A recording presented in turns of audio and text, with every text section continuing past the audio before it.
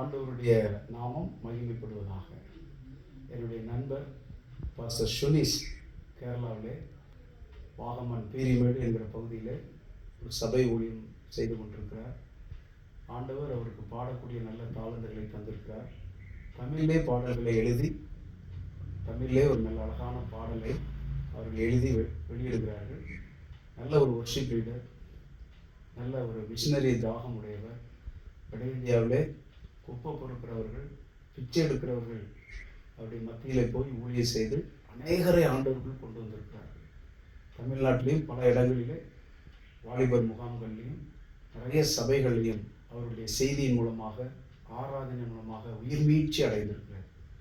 அவர் ஒரு கேரளாவிலே பிறந்து மலையாளம் தெரிந்த அவர் ஒரு தமிழிலே பாடல் எழுதி பாடியிருப்பது மிகவும் சந்தோஷம்.